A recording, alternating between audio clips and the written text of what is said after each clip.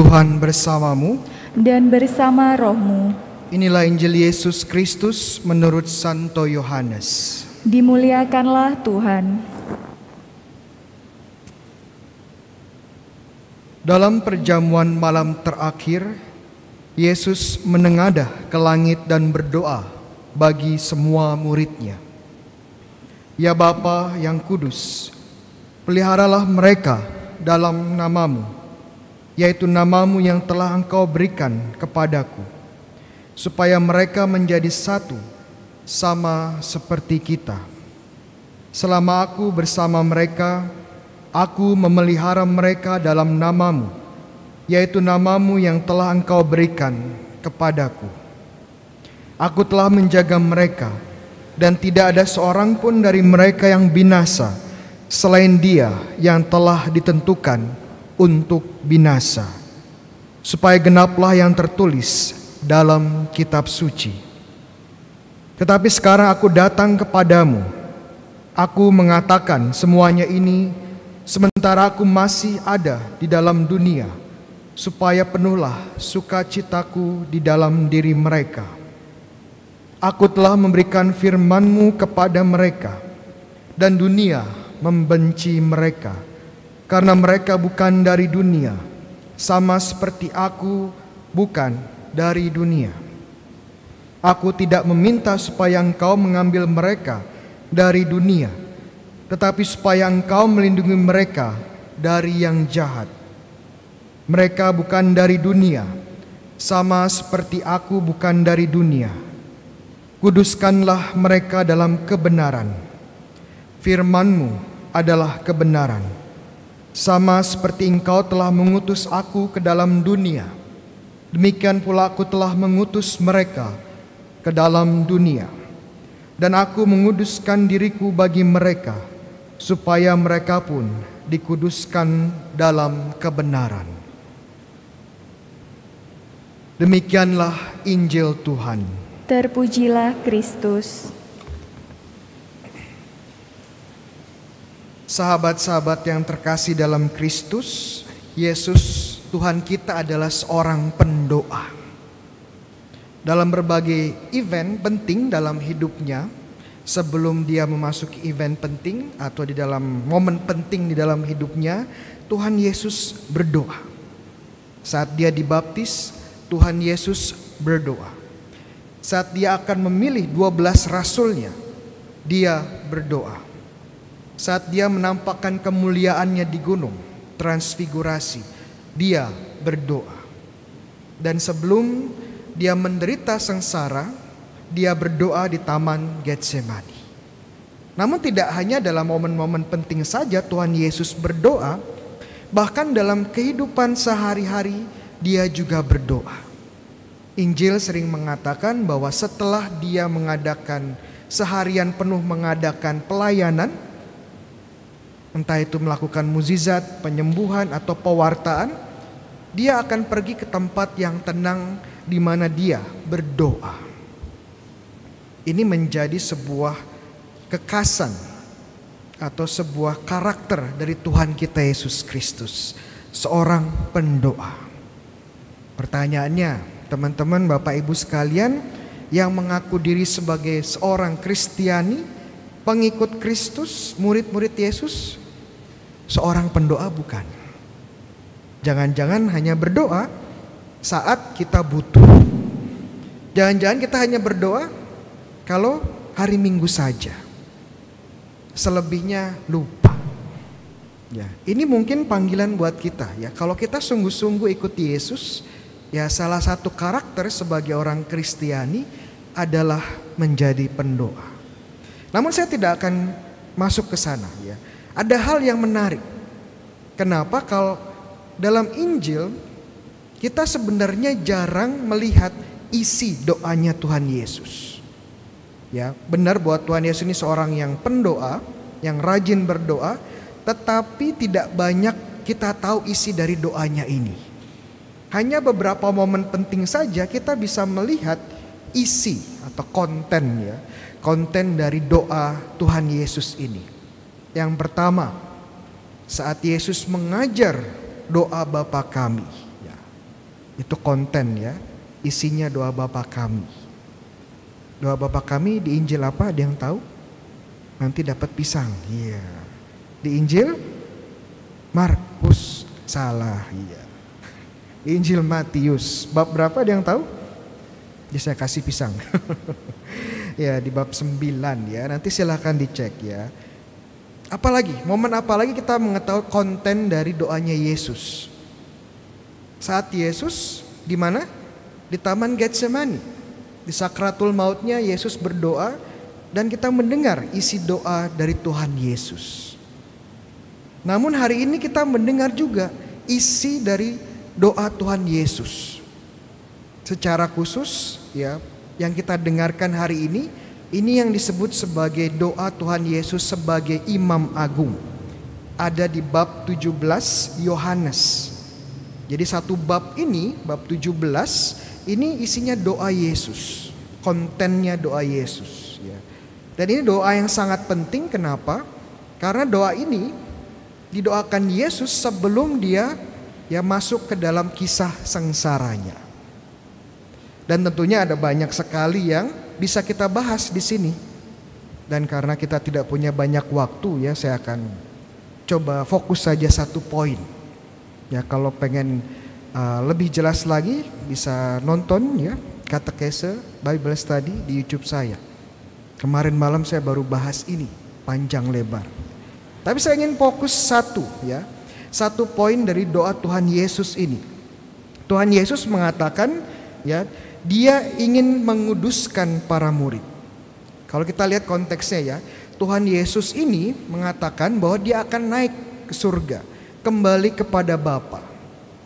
Tetapi doanya kepada murid-muridnya bahwa dia ingin para muridnya tetap di dunia. Jadi Yesus akan pergi ke Bapa, tetapi murid-muridnya jangan ikut dulu, ya, tetap tinggal di dunia. Kenapa? Ya, karena Tuhan Yesus punya misi buat mereka. Dan agar misi ini berlangsung dengan lancar, Tuhan Yesus bilang apa? Saya akan menguduskan mereka di dalam kebenaran. Menguduskan mereka di dalam kebenaran.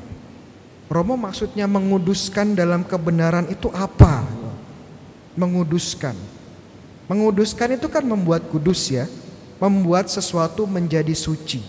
Dan kadang-kadang kalau kita mendengar kata kudus, mendengar kata suci, biasanya yang keluar dalam pikiran kita ini adalah para kudus di surga. Ya, Santo dan Santa. Santa Maria, Santo Yusuf, ya, Santo Petrus, ya, Santo Paulus, Santa Monica dan sebagainya. Mereka adalah para kudus di surga. Makanya disebut Santo Santa. Kenapa disebut Santo Santa? Ada yang tahu? Pisang 2 ya. Kata Santo dan Santa ini dari bahasa Latin artinya sanctus ya, yang artinya ya kudus, suci ya. Santo itu untuk cowok, Santa untuk cewek ya. Tetapi kalau kita kembali ke makna kata kudus atau suci di dalam kitab suci, makna dasarnya sebenarnya adalah kalau kita sesuatu itu dikuduskan, itu berarti dipisahkan dan dikhususkan. Ya, dipisahkan dari fungsi yang biasa-biasa saja dan dikhususkan untuk sebuah tujuan atau fungsi yang khusus. Mungkin untuk lebih agak berat ya, mungkin untuk membuatnya sedikit ringan saya kasih contoh. Tahu air kudus atau air suci? Kenapa air itu disebut suci? Air kudus. Tahu kan? Air kudus, air suci ya. Kenapa airnya disebut kudus atau suci? Karena air ini sudah diberkati dan dikhususkan. Air ini air suci, jadi sudah dipisahkan dari penggunaan biasa sehari-hari. Air suci tidak bisa lagi digunakan untuk mandi, untuk minum ya, apalagi untuk kumur setelah sikat gigi, nggak boleh ya. Karena sudah dikhususkan untuk keperluan keagamaan. Untuk membuat tanda salib ya, untuk memerciki benda-benda kudus yang lain, memerciki orang, memberkati orang. Jadi nggak bisa dipakai yang lain karena sudah dikhususkan, sudah dikuduskan. Contoh lain seperti piala ya. Piala yang biasa dipakai dalam perayaan Ekaristi itu piala yang kudus, piala yang suci, yang sudah dikuduskan. Jadi nggak boleh lagi digunakan untuk hal-hal lain.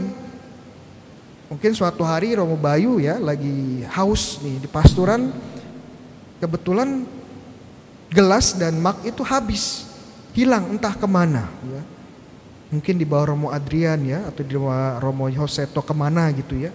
Sehingga tidak ada mug, nggak ada gelas sama sekali. Nah kebetulan di kamar saya ada piala ya. Dan saya pakailah piala itu untuk minum air ya. Boleh? Nggak boleh. Karena piala itu sudah dikuduskan, dikhususkan untuk perayaan Ekaristi. Fungsi lain tidak boleh. Oke. Yang menarik adalah yang dikuduskan itu tidak hanya benda, tidak hanya air suci, tidak hanya piala kudus, tetapi juga bisa manusia. Makanya Tuhan Yesus menguduskan para rasul, para muridnya. Kenapa dikuduskan? Karena mereka tidak lagi ya menjadi bagian dari dunia, tapi dikuduskan dalam kebenaran. Kebenaran itu siapa? Ada yang tahu? Siapa atau apa? Siapa? Yesus. Dalam Injil Yohanes, Yesus bilang apa tentang dirinya? Aku adalah jalan, kebenaran dan hidup. Pinter ya. Orang Katolik hafal kok kitab suci. Yohanes 14 ayat 6. Dikuduskan di dalam kebenaran berarti dikuduskan menjadi milik Yesus. Para murid ini dikuduskan tidak lagi menjadi bagian atau milik dunia, tapi kini sudah menjadi milik Yesus. Dan pengudusan ini tidak hanya untuk para rasul ya 12 rasul, tetapi kepada semua murid Yesus. Saya dan Anda semua. Pertanyaannya, kapan kita dikuduskan? Kapan kita menjadi milik Yesus? Ada yang tahu? Nanti dapat foto bareng dengan Romo Bayu. Iya. Ada yang tahu kapan kita dikuduskan? Saat kita dibaptis. Ada yang benar? Ya nanti silakan temui saya di belakang, foto bersama. Saat kita dibaptis, kita dikuduskan. Kita tidak lagi menjadi milik dunia, tapi milik Tuhan. Milik Tuhan Yesus. Tapi kita tetap di dunia, karena kita juga punya misi. Membawa Yesus kepada sesama. Masalahnya teman-teman sekalian, ya karena kita sudah hidup lama di dunia, ya, kadang-kadang kita sering lupa bahwa kita ini milik Kristus. Dan kita lebih hidup sebagai orang duniawi, lebih duniawi, lupa identitas kita sebagai milik Kristus. Dan concern kita setiap hari ya hal-hal duniawi, lupa dengan status dan identitas kita sebagai milik Kristus. Kalau kita cari barang-barang duniawi, hal-hal duniawi, wah semangatnya luar biasa. Bahkan semua dikorbankan. Kesehatan dikorbankan, relasi dengan orang-orang dikorbankan, orang-orang di sekitar kita dikorbankan. Bahkan Tuhan pun kalau perlu dikorbankan untuk mendapatkan hal-hal duniawi. Karena kita lupa bahwa kita sudah dikuduskan, kita sudah dikhususkan untuk Tuhan. Dan ini kita diingatkan kembali bahwa kita milik Tuhan.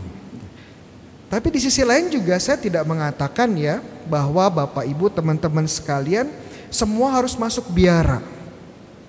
Semua harus pergi ke padang gurun dan bertapa. Menjadi rahib. Tidak. Biar suster-suster di sini aja yang masuk biara ya. Tapi suster di sini juga masih buka lowongan. Ya kalau teman-teman ada yang merasa terpanggil silahkan. Ya. Menjadi romo juga seperti Romo Bayu silahkan terbuka. Ya, syaratnya apa? Syaratnya apa? Ya, harus ganteng. Iya. Enggak perlu semuanya masuk biara. Enggak perlu semuanya pergi ke padang gurun bertapa, tidak. Kekudusan, menjadi kudus, menjadi milik Tuhan Yesus, itu bisa kita lakukan sekarang dengan kondisi kita sekarang siapa. Kalau orang tua, ya jadilah orang tua yang kudus. Kalau suami atau istri, jadilah suami dan istri yang suci. Kalau seorang pekerja, profesional, jadilah profesional yang kudus. Seorang guru, seorang murid, seorang anak, jadilah seorang guru dan murid yang kudus untuk Tuhan Yesus. Romo menjadi orang tua yang kudus itu seperti apa sih? Ya. Apakah saya sebagai orang tua yang kudus itu harus setiap hari ya berdoa di kapel adorasi 24 jam setiap hari? Ya enggak juga kayak gitu, Bu. Iya. Kalau Ibu berdoa di adorasi 24 jam 7 hari seminggu, Ibu enggak, itu namanya bukan orang tua ya. Itu namanya kamera CCTV ya. 24 jam. Ya jadi orang tua ya menjadi orang tua yang baik, berdedikasi, penuh pengorbanan, penuh kasih kepada anak-anaknya, dan membawa anak-anaknya kepada Yesus. Itu saja sudah sangat susah loh. Dan ini bisa menjadi jalan kekudusan. Jadilah seorang karyawan, pekerja, bisnismen, profesional yang kudus. Bagaimana? Bukan berarti kita ke kantor kemudian mulai bertapa, bermeditasi seharian di kantor. Bukan, nanti dipecat dia. Tapi jadilah seorang pekerja yang rajin, pekerja keras dan jujur. Ini jalan kekudusan yang kita bisa lakukan setiap hari. Karena kita milik Yesus. Kadang-kadang pertanyaan yang sering saya dapatkan adalah, Romo, bagaimana saya bisa tetap menjalankan hidup doa di tengah kondisi kesibukan saya sehari-hari.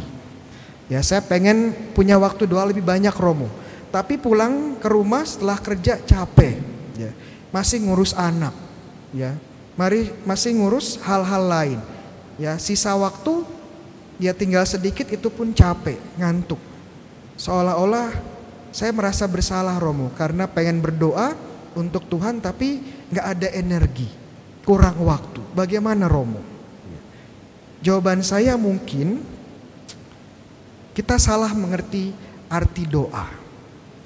Doa benar, itu ada waktunya, tetapi hidup kita pun bisa menjadi doa. Persembahkanlah pekerjaanmu sehari-hari kepada Tuhan sebagai doa. Persembahkanlah usahamu merawat anak-anakmu sebagai bentuk doa. Saya mengajar sebagai seorang Romo, ya, sebagai seorang YouTuber, ya. Ini saya persembahkan juga kepada Tuhan menjadi sebuah doa.